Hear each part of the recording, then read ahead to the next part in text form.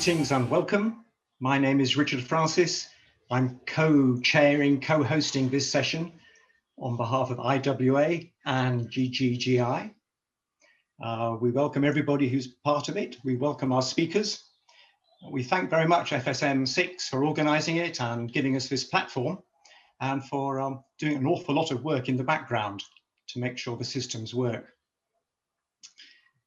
We are talking about regulating fecal sludge management through roles and responsibilities, regulations and standards. And we have an interesting session, I believe, to see a very particular case study from Senegal. Wrapped around it is this sort of bigger issue of how we regulate, how this tool of regulation might be able to help us accelerate good fecal sludge management services to everybody. And so there's a little bit of an introduction from myself on behalf of the IWA pattern. Then we will be focusing upon the Senegal case study for half an hour. Then back to the IWA aspect, and that will be a conversation between myself and Kariuki Mugo from Wasup in Kenya. And then we'll bring ourselves all back together for a panel discussion. And very much we're hoping for comments and questions from our participants, and therefore please do use the chat session to put in any questions you might have or comments you might have, and we'll try and make sure we catch up on those as we go along. This is the brief that we put into the program for the conference, looking at roles and responsibilities, regulations and regulating. This sort of whole context and concept, which has become a little bit fashionable recently, and we'll try and explore later on why that might be, with a particular focus on the development through this first-hand account by stakeholders of the Senegalese standard on fecal sludge containment, but then to go on and explore how regulations and standards fit into the overall pattern of regulating. Many countries have had standards for a long, long time, but never seem to implement them. And we are concerned and want to explore how that might happen. On behalf of IWA, I'm speaking for the citywide inclusive sanitation regulating program. It's available online. And we have been preparing a call for action for regulators, particularly to enable them to think about non-sewage sanitation as well as sewage sanitation. And I'm very pleased to be joined by one of the advisory board members of that task force group, Kariuki Mugo, who is WSUP Director of WASH Support globally, but based in Kenya. My name is Richard Francis, and I'm a consultant now, ex-academic, past academic, supporting IWA in this. And I started off the call to action by saying the question we face is how to square the circle. Now, it might be a very English idiom, this, but how to square a circle is something defined as doing something very difficult or maybe impossible, because our challenge to get sanitation in urban areas to everybody by 2030 is really, really challenging, very, very difficult. We trust it's not impossible, but we have to be aware of those challenges. And so citywide inclusive sanitation, a public service approach is the phraseology used. Might discuss that later with Mugo. Planning and implementing sewage and non-sewage sanitation. When the estimated cost is $100 billion a year, every year, and when willingness to pay is very limited, taxation rates are too low, and donor transfers are not increasing. These are the challenges. So we wonder whether CWIS needs regulators, because regulators have the expertise of finding the pragmatic balance. We have to use that phrase very carefully. We talked about compromise at one time in writing this document. Pragmatic balance for reality of getting the balance between policy and standards set by policymakers and legislatures and the service providers, and how they access the necessary funding, the tariffs and taxes, for repayable financing and the human resources to deliver the service. regulating has a challenge as a policy intervention. We've seen that regulators in some countries, fairly new entities in many countries, have found a way to nudge forwards the monopoly piped water supply sector. And there's exciting things. It really is making a difference in some countries, particularly the concept of league tables between utilities, incentivizing performance. And now we have to ask whether these water supply regulators can take their skills, the art of their compromising, and extend it from monopoly piped water through monopoly piped sewerage to maybe non-networked, not a monopoly, fecal sludge management and the emptying and conveyance, maybe monopoly treatment still. Quite a challenge. And in times past, I've suggested it might be an order of magnitude more complex in regulatory terms to regulate FSM compared with where, with respect, regulators have so far failed to regulate sewerage in the most part. A call to action to get things to work. Every country has its own approach. Senegal is very different from Kenya, is very difficult from all the other countries in the case studies we've looked at. There is no one size fits all, no best approach.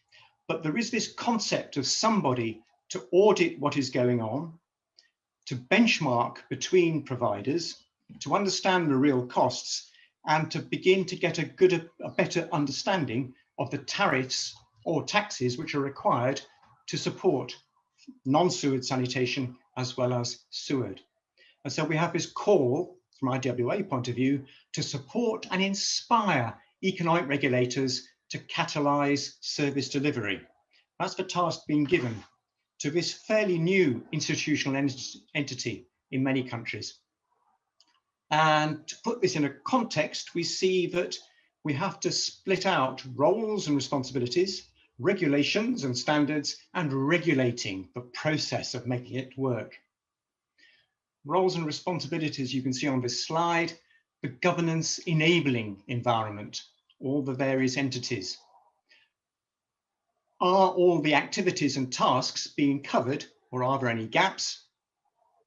And if we do have regulators, for example, how independent are they? If we have municipalities who have been responsible, are they doing their job? And to define which institutional stakeholder is doing or should be doing what in delivering the progressive realization of the human right to sanitation. Regulators can't do it all on their own. They work within this stakeholder enabling environment. But to do that, they need the regulations.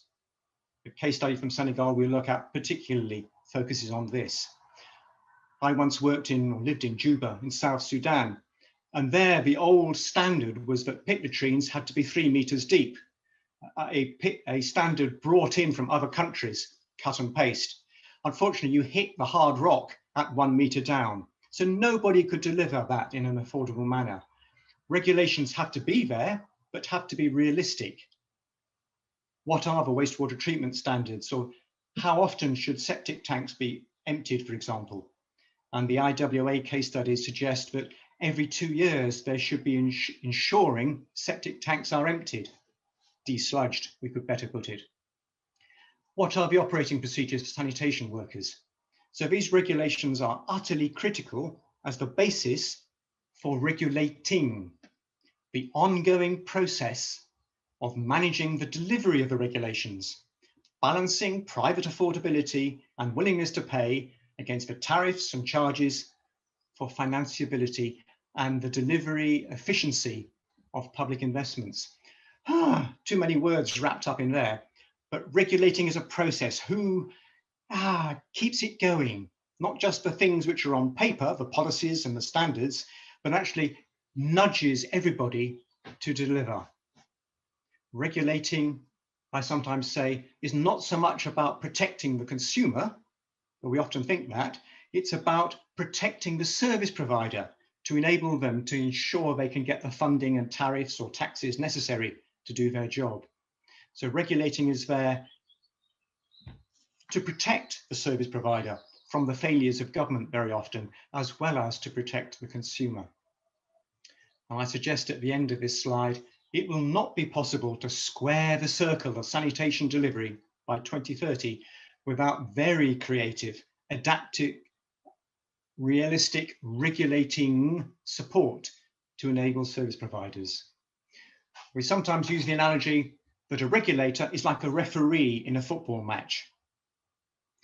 The teams are government and policymakers, and the other team is service providers.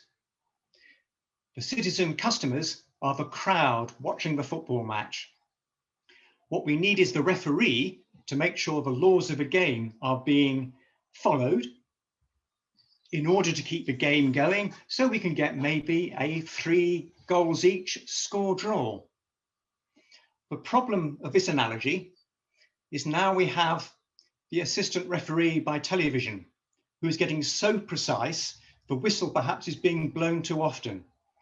And the art of regulating, we would say, is to not blow the whistle too often, have the standards, but keep the game flowing, empowering the process. If we are too exact too soon, we are lost. And this is my diagram I like to see, taken from the World Bank's accountability triangle, but where the regulatory system fits in. And I tend to focus too much on economic regulators, but there are, of course, environmental regulators, water and wastewater quality regulators as well. Whether it is a public or private service provider, somebody needs to be ensuring the goals are being achieved. Perhaps we'll come back to that. And a quote from a regulator, just before we hand over to Senegal. The approach that the regulator wants to take is, on one hand, we push that pace for extra financing of sanitation. But on the other hand, we also push from the standards and regulations point of view. For example, individuals construct their houses to make sure they do this properly. When you're dealing with regulation, it's so dynamic a process. It's changing all the time. You just need to keep in there. So that's one critical lesson that we have learned as a regulator speaking. But you can't really say that you have mastered it all. It's always learning, always adapting, always moving things forward. The IWA case studies, these 3 groups, will form the basis of a conversation between Mugo and myself later on. Senegal is one of the case studies in our IWA approach, and we are now going to move across to GGGI to take over and introduce their case study on standards and regulations, the foundation of regulating. Over to you. Thank you very much, Richard. So I'm accompanied here by the GGGI team in Senegal.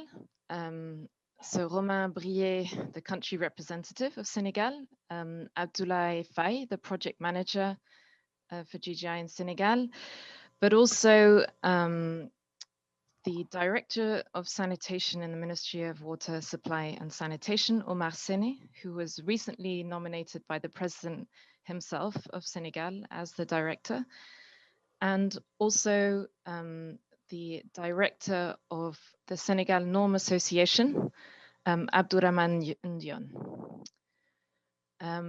So this intervention will be mainly for the speakers from Senegal to explain a little bit about this new norm. But before I bring in the 2 speakers from Senegal, I'm going to just give a little bit of background of how we came about this. So GGI is the Global Green Growth Institute. We're an intergovernmental organization headquartered in Seoul, currently over 38 members, we're still growing. The particularity of our organization is that in host countries, we're embedded within ministries. So often it's the Ministry of Environment. So under the Bill and Melinda Gates Foundation project in Senegal, we aim to cover 3 areas to accomplish green city-wise inclusive sanitation. And we looked at policy, investment and generating evidences around the linkage between sanitation and climate change. So the policy, all three elements are interlinked, and the idea is by having sufficient policy elements in place, so looking at containment, but also treatment and reuse, that we can then attract climate finance and build a sustainable business model. So this is what we aim to do, and we start in 2019, and the policy elements have been successful so far. And one of them was supporting ISN in developing this containment norm. So discussing with ISN, we realized that there were international norms that were developed, but there was a need to protect populations from contamination of their water resources, but also to provide stable volumes for the fecal sludge business models, because currently these containments were oftentimes built to leak so that they wouldn't have to empty. So I'm going to bring in the two speakers, Omar Sene and Abdulrahman Dion, and I have some questions for them. So for the Director of Sanitation, Omar Sene, Omar is going to intervene in French. I'm going to ask the question in English, and our country representative, Omar, will kindly translate into English. So what are the current needs for norms and regulation for FSM in Senegal? Thank you, Omar. Merci. Vous pouvez traduire en français, s'il vous plaît? My English is not very good. Yes. Romain, could I ask you if... Yes, thank you. Bonjour, monsieur le directeur de l'assainissement. Quels sont aujourd'hui les besoins ou les besoins pour une norme en matière d'assainissement au Sénégal? Voilà, merci Romain, merci à tous. Je voudrais aussi signaler qu'il y a un de mes collaborateurs, en l'occurrence M. Sek et Mme Sen, Dabasen, qui est le chef de la division régionale de l'assainissement de Dakar, qui participe aussi à cette séance. Donc, Mme Sek ayant des soucis par rapport à sa machine est en train de suivre avec Sek. Voilà. Merci de nous avoir associés à cette rencontre pour réfléchir, discuter, échanger sur les questions de normalisation au Sénégal dans le sous-secteur de l'assainissement. La question par rapport à, disons, aux besoins que nous avons au niveau du sous-secteur en termes de normalisation. Aujourd'hui, si vous voyez la norme qui a été conçue, donc c'est une norme qui concerne les ouvrages d'assainissement autonome et particulièrement les ouvrages de confinement. Ce qui fait qu'il y a toute une partie de la chaîne de valeur de l'assainissement autonome qui n'est pas encore normée, notamment pour ce qui est des autres maillons, en l'occurrence le transport, mais aussi l'élimination et la réutilisation donc, des boues. Donc ça, c'est un besoin par rapport donc, à la norme. L'autre aspect aussi, c'est qu'il y a un besoin de renforcement de capacité également au niveau non seulement de notre secteur, le personnel disons, du ministère, notamment de la direction de l'assainissement, mais aussi tous les acteurs qui gravitent autour de l'assainissement autonome et qui aujourd'hui est en train d'être, en tout cas, développé au Sénégal à travers un certain nombre donc, de projets. L'autre élément, notamment, c'est vraiment la vulgarisation, n'est-ce pas, non seulement de cette norme, mais aussi des autres normes, comme la norme ISO 24521, la norme 30500 également, qui sont des normes qui ne sont pas très bien connues par certains acteurs du sous-secteur. Et de ce point de vue-là, nous avons besoin également que qu'il y ait en tout cas une session disons, de vulgarisation en dehors du renforcement de capacité dont je viens de parler. Alors, un aspect important qui a été proposé qui m'a été signalé par Mme Sen, c'est vraiment que les aspects qui sont, les exigences qui sont indiquées dans cette norme-là, ces exigences-là puissent être intégrées dans les curricula des écoles de formation, notamment dans la formation professionnelle, pour tout ce qui est génie civil. Parce qu'il y a un certain nombre de formations qui sont dispensées en génie civil. Et ce serait important que tous ces éléments-là, qui sont relatifs à cette norme-là, puissent être intégrés donc, dans ce circuit-là. Il y a aussi un autre élément qui me semble important, et je pense que c'est un focus. C'est vraiment sur, c'est vrai au niveau de la vidange, on l'a dit, mais également tout à l'heure, j'ai parlé du transport de la vidange, du transport de la réutilisation. Je pense que c'est une répétition peut-être. Voilà hein, quelques éléments, je pense, de besoins que je voulais partager. Et je peux aussi, si vous le permettez, demander à mes collaborateurs s'ils ont également quelque chose à dire par rapport à ça. Madame Sen, Sec, si vous avez à ajouter. Madame Sen, donc c'est bon, hein? Oui, ok. Alors, oui. C'est bon, hein, madame? C'est bon, directeur. Voilà. La réponse à mon niveau, elle est complète. Merci. Okay. Okay. Thank you very much, everyone. So I'll be translating on behalf of Mr. Sen. So about this first question about the current needs for norms and regulation of Senegal, the first point that Mr. Sen made here, he just welcomed two of his collaborators, which are also working with the Ministry of Water and Sanitation in Senegal, Mr. Sek and Mrs. Sen, which is why he eventually offered them the chance to speak. First, about the need for normalization. If you consider the norm which was designed here, you have to take into account that it's initially solely focused on let's say the containment part of the value chain of non-sewer sanitation. So there was a need here to expand the standardization process to other steps of the value chain, and particularly emptying, transportation, and valorization of fecal sludge.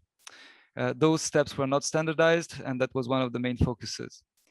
The second thing that appeared as a need with regards to this norm was the need for capacity building in the sector, not only within the Ministry of Water and Sanitation, but also for all stakeholders, which are part of the ecosystem of non-sewer sanitation. Part of that capacity building being provided through existing projects, but there was a need to go further than that. The third point made was the importance of the dissemination of existing norms, especially ISO norms. Two of them were specifically quoted, I think, the 2500 ISO norm, which are not very well known at the moment by the sanitation subsector in Senegal, and especially the main relevant stakeholders in emptying, transportation, treatment, and so on. So there needed to be dissemination and awareness raising conducted for these existing standards. Eventually, one important point is that the characteristics of the standards are integrated into the curricula of civil engineering students in order for them to actually be able to integrate those characteristics from the onset. Thank you very much. Thank you so much, Romain. And thank you very much, Omar Sene. Thank you. So now I have a question for Abdulrahman Ndion. What are the particularities of the Senegal norm for containment? The DIA mentioned the ISOs, and maybe you'd like to elaborate more about the particularities for Senegal, why a norm was needed. Thank you. Thank you very much, Natalie. Thank you, GGGI and IWA for inviting us, and FSM Alliance for the great organization of this event. Before starting, I would like, if you allow me, to incline myself in the memory of Professor Chris Buckley from the University of KwaZulu-Natal, who passed away days ago, and who was critical part of the group which developed these international standards. So I present my sincere condolences to his family, but also to the FSM community. Just like Mr. Sen was saying, in Senegal, we realized that we have a need of some specific standards. And to add some element of context on which Mr. Sen already said, Senegal was an essential part in developing some revolutionary international standards at the ISO level, which is the International Organization for Standardization. So we were administering the secretariat for the ISO PC 305 and ISO PC 318, which developed two standards on individual toilets, which we call the invented toilet, which are toilet with a treatment unit, and fecal sludge treatment unit, which can serve a community. We have adopted those standards nationally and started implementing them. And that's where we realized that we have other facilities, other type of facilities that are being largely used in Senegal and that needed regulation, that needed standardization. And that's where came up the containment facilities, which are largely called septic tank, but also as a type of more traditional toilet like VIP, pit latrine, etc.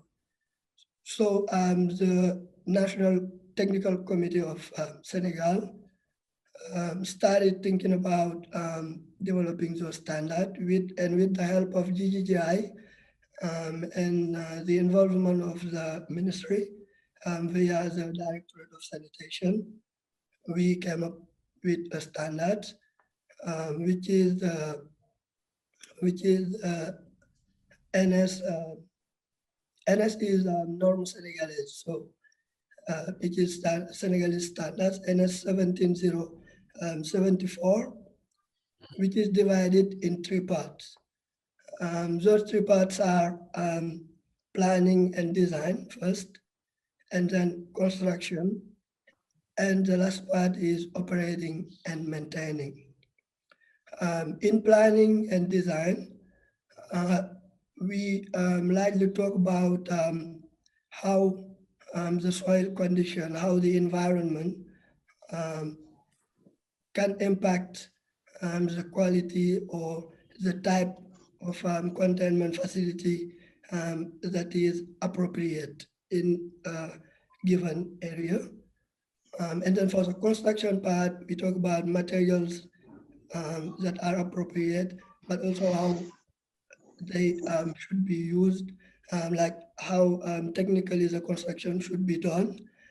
And for operating and maintenance, we likely talk about how we do to ensure that the fecal sludge are appropriately containing, so that they will not create pollution in the environment, but also the fecal sludge is at an appropriate quality for the treatment. And the intent of this standard, if I can say, the standard pursue two or three main objectives. The first one is to allow the government through public policies, but also regulation, to sensitize the population in the need to have quality infrastructure, to have containment facilities that are compliant with the standards in order to protect themselves, their health, but also to protect the environment. The second one is to have a reference so that the operators can be trained, reinforce it, so that they know the why first, why we need facilities that are built in certain ways and how they can do it.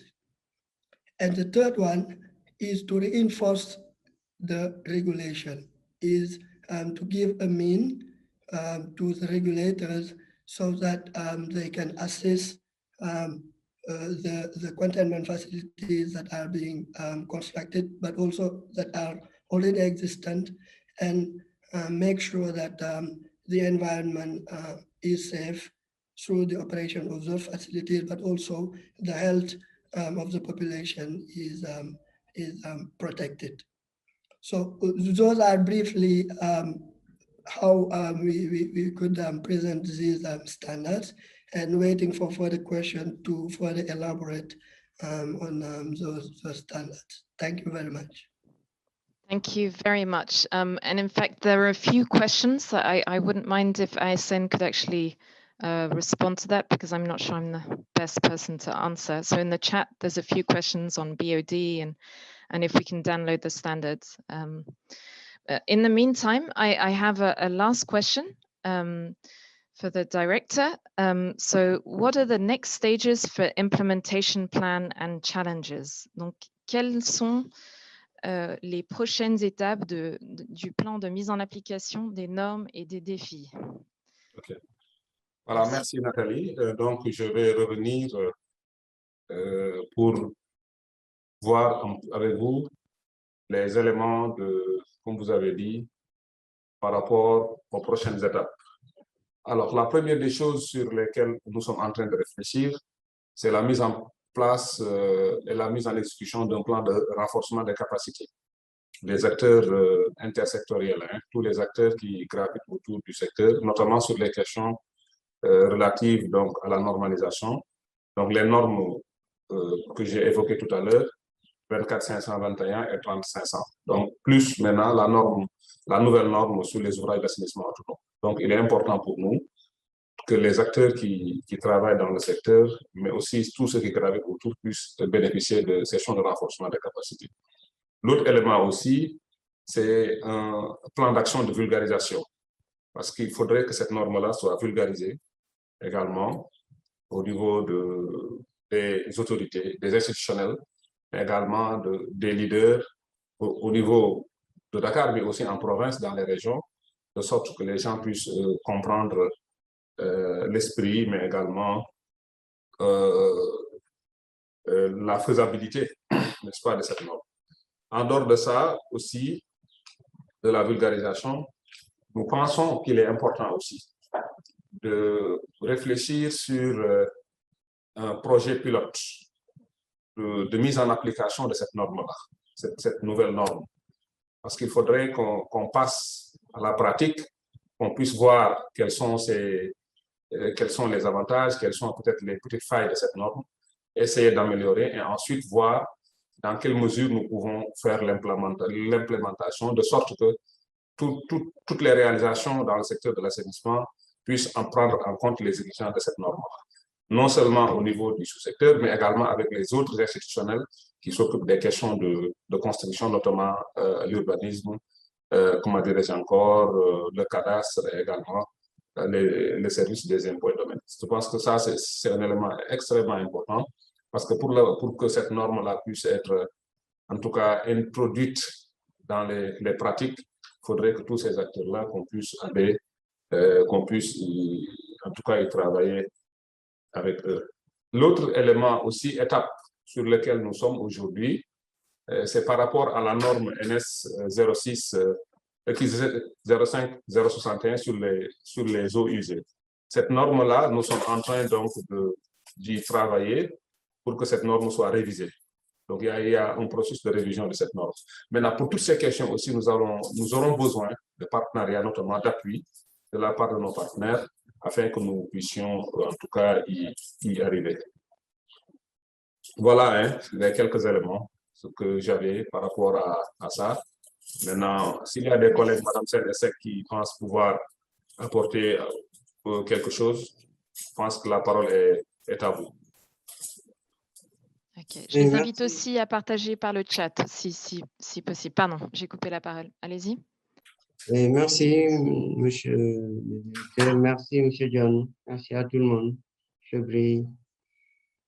Bon, concernant ce que mon directeur vient de dire, je voulais juste apporter quelques éléments de consolidation, surtout à propos de cette vulgarisation de la norme. J'ai eu à participer parce que je suis point focal au niveau du ministère concernant la réduction des risques de catastrophe.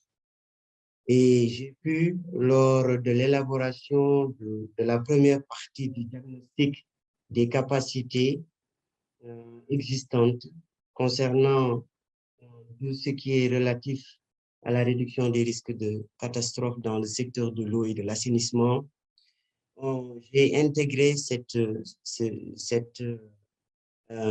nouvelle norme, entre guillemets, cette norme déjà révisée pour alerter, qui au départ était en perspective, mais maintenant je crois que c'est une norme homologuée qui va dans le sens de la réduction des risques de catastrophe. Parce qu'il faudra peut-être signaler qu'au Sénégal, il est très rare de trouver des fosses septiques qui respectent ces normes. Ce sont des fosses généralement qui suscitent des risques de catastrophe. Mais avec l'application de cette norme-là, les risques peuvent être relégués au second plan, voire même être annihilés. Donc, c'est toujours dans ce sens de la communication et de la vulgarisation. On a eu à intégrer cette norme-là dans la stratégie nationale de la réduction des risques de catastrophe. Peut-être on aura plus le temps, lors du dernier document, d'y entrer et de développer un peu, bien sûr, cette plateforme sectorielle qui constitue, si vous voulez, le cadre même de la rédaction de la réduction des risques de catastrophe au niveau national, vraiment, bien sûr, dans la vulgarisation de cette stratégie, nous aider encore à vulgariser, si vous voulez, cette norme, la réduction, cette norme concernant les ouvrages non collectifs. Et encore une fois, merci. Et surtout, la partie comment aller aux toilettes, parce que si vous regardez bien, c'est cette partie-là qui est très intéressante pour moi et qui concerne généralement la population, hein, sur comment utiliser les clapets, comment utiliser, etc. Beaucoup ne le savent pas et ce sont des risques, hein, de contamination au niveau de la santé, surtout au niveau des femmes, pour les chaises anglaises, comme vous avez eu à l'appeler au niveau de la norme. Donc, encore une fois, je crois que c'est une norme qui mérite, au-delà même des acteurs principaux, des maçons et autres, mais les populations. Hein, comment, vous m'excusez, hein, comment aller aux toilettes? Beaucoup ne le savent pas. Hein, et donc, merci beaucoup. Oui? Merci beaucoup. Hein, merci beaucoup. Merci en fait, beaucoup. on a très peu de temps et Romain doit aussi traduire. D'accord, merci beaucoup. Merci je vous remercie beaucoup de votre intervention. Je m'excuse, merci Romain, si vous pouvez faire court aussi, merci. Sure, I'll try to remain short. So, the first answer about these main next steps are first the setup of a capacity building plan on all issues related to standardization, and with regards to the two standards that the Directorate of Sanitation already prepared, so the 24521 and the 3500, which are two existing standards, but also on this new non-sewer sanitation norm. There is also the plan to set up an action plan for, let's say, a wider dissemination of the standard itself within authorities, so government authorities, but also leaders in the capital city, but also in regional capitals and dwellings, so that people can understand not only the spirit of the standard, but also that they can understand that it is feasible to implement. The third point, or the third, let's say, main step is the setup of a pilot project to help test this standard in existing conditions, study the costs and benefits for that new standard and possible gaps which are associated to its implementation. This in order for all the sanitation subsector stakeholders to see what issues and advantages there may be with applying this a new standard, and especially because for its application there will be a need to work with other stakeholders, for instance from other sectoral ministries in such sectors as urbanism, but also cadastre. All these actors will have to work together to ensure successful implementation. The fourth step here, and the last one, is that the Ministry of Water and Sanitation is also working on an update for a wastewater related standard, the NS 05061. And the idea is to also integrate that, part of this containment norm as part of that wastewater standard. And that's an issue for which the ministry will need additional support from development partners. In addition to what Mr. Director said, his colleague Mr. Sek added that another interesting step taken by Senegal is that they've moved on to integrate the containment norm, or the non-sewer sanitation standard into the national strategy on disaster risk management or disaster risk reduction for the water and sanitation sector. Here, the main argument was that in order to manage the risk of natural disasters, applying the standard could be part of the solution. And this also will benefit from the dissemination point of view, because as part of the dissemination of the strategy, a dissemination on the standard will also be conducted. Thank you. So thank you for that. Absolutely fascinating to see how the sophistication of the standards are coming in. And we will come back to a panel discussion about these issues later on. I'm trying to get back to, oh, thank you. Sharing the screen for the second part of the IWA sort of involvement in this before we all come together again at the last period. Regulating CWIS, incorporating standards.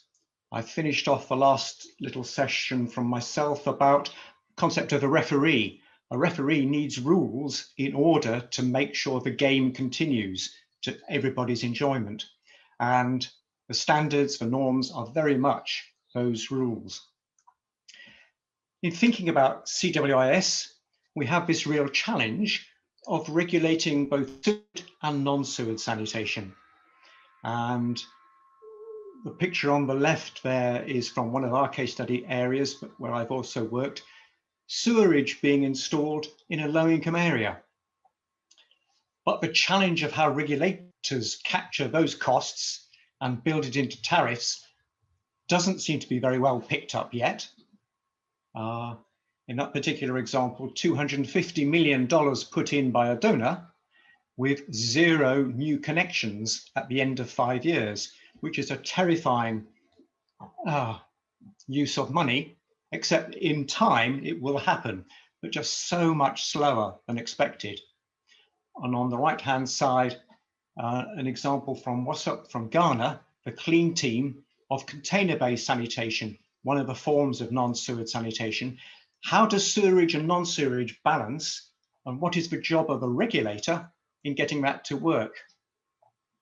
In this context, we've just made this note of how much more expensive sewerage is relative to non-sewage sanitation. 2 studies, you can always argue with studies, but the one from Kampala on the left suggesting that sewerage was more than 13 times more expensive per person per year than a fecal sludge regime. And interestingly, from Senegal, this study, it was 40 times more expensive to implement for the utility. Not only the cost challenge for regulators to think about is the willingness to pay. And so much of what we push people towards now is that user tariffs, people have to pay. A WASUP study in Kenya found that actual willingness to pay was only about 25% of a cost of a high quality poor flush toilet with pit latrine. And then the ongoing operational costs in a different study, but a similar proportion, only a quarter, 23% of operational costs was at the level of people's willingness to pay. And we know that most willingness to pay studies exaggerate people's willingness to pay. They always say more than is the reality. And so the case studies we have for Mugo and myself now, hoping Mugo you're coming online any moment, to discuss and to think about these issues, perhaps focusing on Kenya, then Africa, then these other case studies. Rather than giving presentations about it, we decided to have a conversation. And I like to think of it, it might be a little bit like having a cup of coffee together as we begin to address these issues. At the moment, I can't see Mugo on my system. Are you there, Mugo? Oh, Yes, you are. my camera is on. I think I can't see you now that you're sharing the screen. Okay. Can you put the thing so I see alongside, or I can remove this? I thought it might be useful to leave it there as a reminder of the different types of regulating we have to face and these three sort of types of regulating we found from these case studies. Some countries are starting the CWIS regulatory transition. Some are using regulation to ensure that CWIS continues to work. And some, you could say, are completing the CWIS journey. And yes, it is a reflection of GDP per capita. I've lost you again now. We're going. But starting off the conversation, I wanted to ask you, or do you want me to stop this sharing of the screen? Is that easiest? Possibly, yes. To say that you've been working on these projects through WSUP, Water and Sanitation for the Urban Poor, for many, many years. You've been delivering things on the ground, and now this sort of aspect of regulating seems to be taking over or becoming seen by donors even more important. Is this a new fashion? Is it worthwhile? Do you think it makes a difference? Yeah, can you hear me well? Yeah. Yeah, I think it's not just fashion. I think it's realization that something has been missing. A big piece of improving services has been missing. We come from a background whereby we have municipalities, public health departments, having taken a big chunk of sanitation service provision, especially non-sewer sanitation, and not delivered for many years. So on the other hand, we've had some progressive achievement by water utilities in providing sewerage coverage. So I think, and if you look at what